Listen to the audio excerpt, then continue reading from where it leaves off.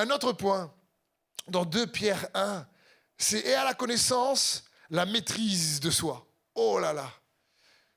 Pierre dit chaque jour, à la connaissance, amen, allie la connaissance à la maîtrise de soi. Que la douceur dompte tes réactions rudes et irritées. C'est pas facile parce que des fois on a des réflexes, on peut être irrité à la maison lorsque quelque chose tombe par terre ou nos habitudes de rangement sont dérangées. Bref, on peut être irrité lorsque on est sur la route.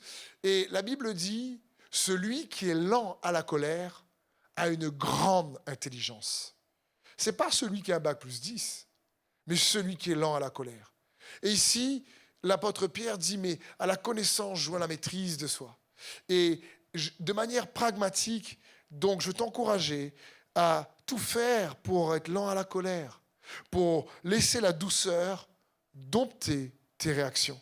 Fais un petit pas, une action pour conquérir une mauvaise attitude et déraciner une mauvaise habitude. Prie et bénis ceux qui ne t'aiment pas, par exemple. Fais un petit pas. Et quelle attitude tu sais qui... il faut commencer à la conquérir avec l'amour et la grâce de Dieu. Par rapport à la maîtrise de soi, la Bible dit, et à la maîtrise de soi, l'endurance dans l'épreuve. Vous savez, sur terre, nous sommes tous éprouvés d'une manière ou d'une autre. Personne n'échappe aux épreuves. Que tu sois en Christ ou que tu ne crois pas en Christ, les épreuves sont le lot de chaque être humain.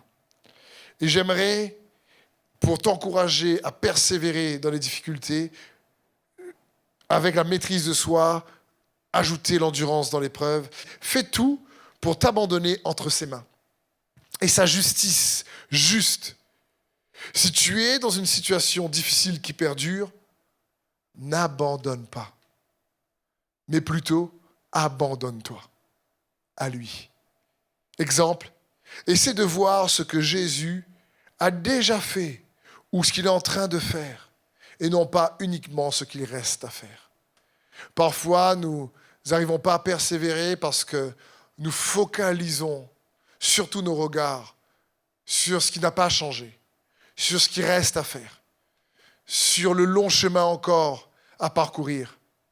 Et on oublie de regarder sur tout le chemin qui a été parcouru, sur tout ce qui a déjà été fait, sur ce que Dieu lui-même est en train de faire.